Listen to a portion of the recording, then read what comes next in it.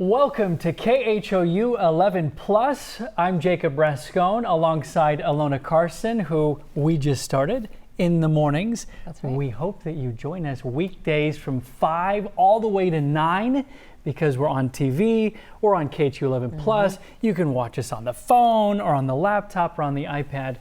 But a lot of people are tuning in saying, we want more Ilona. We want to know Ilona. I don't know. More. Are they? They are. Tell the truth. They are. And I guess we start with those who've seen you around town for more than a decade. Right. And they know that you're here and they're like, man, she's probably been around in her career. She's been to places. Maybe we start with, in your 20 years plus of experience, what are some of the stories that stick out? Right. I mean, that's always a great question for anybody who's been covering news, right? But yes, I've been here in the Houston market for almost 20 years. I moved here for this job 20 years ago, started my career in the small town up in the Panhandle, Amarillo, which is, you know, it's one of those places that you say, I don't know, Amarillo, and then you get there and it's really sweet. Like, wonderful, family friendly, nice people. New reporter, you would work on all the holidays and you'd work on Thanksgiving and work on Christmas.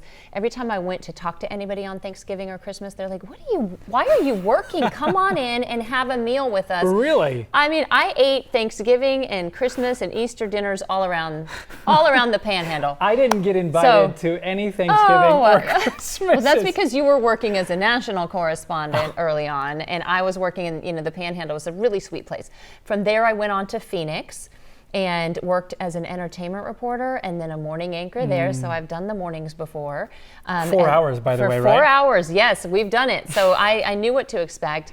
And then 20 years ago, came here to Houston. And so I was on air for 17 of those years. And you know, the stories that we've covered since 2005, flooding, hurricanes, just huge stories in our city. I think it was day 10 when there was a huge explosion at a refinery, and I very quickly learned about the shelters in place and everything else that we do here in Southeast Texas. Some of these photos are the glam photos of the places that you want to brag about, because also with this career, I've go all around the world, to the Great Wall of China, to those were the terracotta warriors. Some of this is London, where I covered the royal wedding, Italy, Germany, working at the Vatican. I think that was actually the Vatican. Oh, okay. Oh, you were there for a while. Yes. Which was that? When was that? We were there covering, I can't remember the year, but I was covering the elevation of Cardinal DiNardo. That's right. And so as part of that, we really got to, travel along with him in that journey and spoke to Houstonians who were so proud of this happening, to one of our local people. So it was really like a touching, incredible week that we spent over there covering that. So anything at the Vatican that we've been able to cover has always had such strong connections here to the Houston faithful. And so I think those are always really neat stories to tell as well. You told me when I asked about your career that initially you didn't know, and this is very typical of any journalist, if you would end up staying here, because so often we do a contract and then we end up leaving, and so it's looking back, you're a little surprised. Wow, we stayed here for a long time. Isn't that what everybody says about coming to Houston? I was born here in Houston, but I moved overseas to Australia when I was 18 months old. So I really didn't have connections to Texas, besides having worked in Amarillo. And yes, we do the thing where I'll sign this contract. It's a great job. It's a great opportunity. And then you get here and you start putting down roots. And I feel like I've never really had roots in my life. We've moved a lot. My folks are in New Mexico, so that was pretty much home for us. And we lived in Australia 3 different times. And so I didn't know that. And it feels like, this is all, kind of part of growing up. Yeah. And so feeling like I had roots for the first time in my life, and having this sense of community, and especially in Texas, having lived in a lot of places, I don't feel like every place leans on neighbors as much and creates that sense of community as much as we do here in Texas. And so once we started putting down roots, and then you have kids and that's it. Like, Right. oh gosh, we have great schools and we have a great neighborhood and this is a wonderful place. We have a backyard. You know, that's always something you think about if you're going to move to a much bigger city somewhere else. Am I going to have a backyard? I mean, that's important to us to go outside. So yes, here we are, 20 years later, and Houston is absolutely home. I want to point out something that you've told me before, that when you are, in your job doing all the stories, you feel like when there's a big disaster of some kind and we see the best in human nature come out, how you connect with that. And I hope that we all do, but that I connected with you saying that, because I felt like when I moved back to Houston, I had covered disasters in other areas, but suddenly all my neighbors and friends and former colleagues, their homes were either flooded or surrounded, and it just was different. And I felt like I connected with the community on a different level when I came back here and covered Hurricane Harvey. I agree. I mean, I feel like those are our most difficult moments, but sometimes they're also our most hopeful. I can't believe we can think back on Hurricane Harvey, as awful and dramatic and devastating as it was, and have some positive thoughts about that story of hope, the feelings of hope, and just watching. I mean, I just remember being on the air and tears were in our eyes all the time because someone was helping someone else and they didn't know each other and they were out there literally saving each other's lives. And I could get emotional about it again, but I mean, you meet somebody at the grocery store and you're trying to figure out, how can I help you? Because you are my neighbor in need. And you just saw that happening not once or twice, but thousands and thousands and thousands of times in this city. And then we have our neighbors from Louisiana coming over to help us. And the Cajun Navy is out there and they're pulling kids out of the water and families out of the water. And it was so incredible to say, gosh, even in our darkest moments, we find hope in each other, and then we find those stories. And so I think it's a really neat thing about this community. Yeah, you can remember it. You can feel it. I mean, anybody who was here for Harvey, Yes. I feel like, and you could actually think back to a lot of similar floods and a lot of similar stories here. But I think for Harvey, it's something that touched everybody. Yeah. I mean, it wasn't one spot in the city.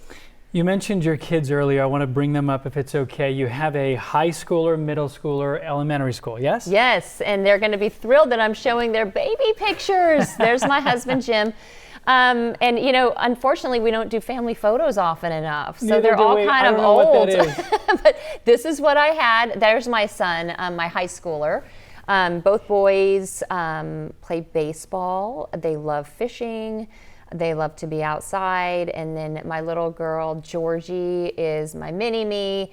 She bakes with me. We love to go grocery shopping. That's what she said. I said, what do you love most? And she says, oh, I love to go shopping with my mom. You said, do we really shop? But she means grocery shopping. I mean, we do all kinds of shopping. But it's so fun to have that girl with me all the time. So yeah, we're a busy family, just like yours is, having that age range. I think it's been amazing because sort of nobody's in the same phase at the same time. Yeah. And it can make things a little more complicated, but it also lets you take in each phase and kind of handle it. Yeah. I don't feel like we're putting out as many fires because we have a little bit of that.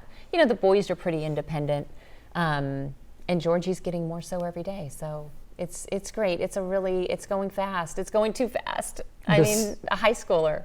Besides the shopping that Georgie loves, we asked her what she loves most, and one of the things she said was baking. We do a lot of baking. Tell us about the baking. Yep, and this is, it's funny because I was telling you all that I'm using my mom's mixer from my childhood. And I go to Williams-Sonoma or any of the other stores and I see the beautiful new mixers and I want one so badly. But it's my mom's from when I was a kid and it's just a workhorse. It doesn't pause. It works perfectly. So we keep that one. That was Muffins? I was showing you muffins, and that's muffins. So we have, yes, muffins is one of our bunnies, and yes, one of the other themes in our house is a lot of animals running wild. During the interview, you told me, and I'm talking about where we initially went to Ilona's house and we met some of the kids and then saw the animals, but you told me one of the snakes had been missing. Right. And missing for weeks. 6 and so weeks. It was initially, I was like, oh my gosh, there's a snake missing, but sad. it was sad. It was sad. And then 2 days ago, 2 days ago, he was found. 6 weeks after going missing. 6 weeks. And he is, he's called a corn snake. So it's a small, I need to share a picture of this, but he's a small orange snake. Yeah. I don't know. I don't know how he could live, we put water out. We had put water out for about 2 weeks. But then, we stopped putting water out because I was like, oh, he's not coming back. But 6 weeks later, oh my gosh, he's back. And if you don't mind, I'm going to ask you why, and maybe there are more reasons this is, but why you embrace the animals so much in your home, because you kind of did the same thing as a kid. I did, yeah. So we had lots of animals growing up, and now, our house isn't crazy. We have a dog, a cat, 2 bunnies, 3 lizards, and 1 snake. Most so it's people not that, don't have even that one, many. okay? She has 7 pets and it's not that many. Yeah, we had lots of animals growing up. It ends up being a little bit of work, but I think it's so much fun for kids. My kids all love animals the way that I did, and probably because we've had animals in our house all this time, but I feel like it's a great sense of responsibility for them. They all kind of have their own that they take care of. But I kind of thought, well, if we don't do it now, we're not going to do it. Yeah. I want the house to be fun. It won't always be perfectly clean, but I want it to be fun. So I feel like it's a fun house. Do they each have their own pet, or they all help take care of all of them? How does that work with 7 Reed pets? has the lizard. And he'll My just second sit son, there? Pierce, has he has the lizards. Reed has the snake, Yeah. who's back. Oh, yay. And then Georgie has the bunnies. Wait, Reed is the oldest? Yeah. And so Reed's snake was missing while he was gone and then came back when he came back. Yes. Isn't that crazy?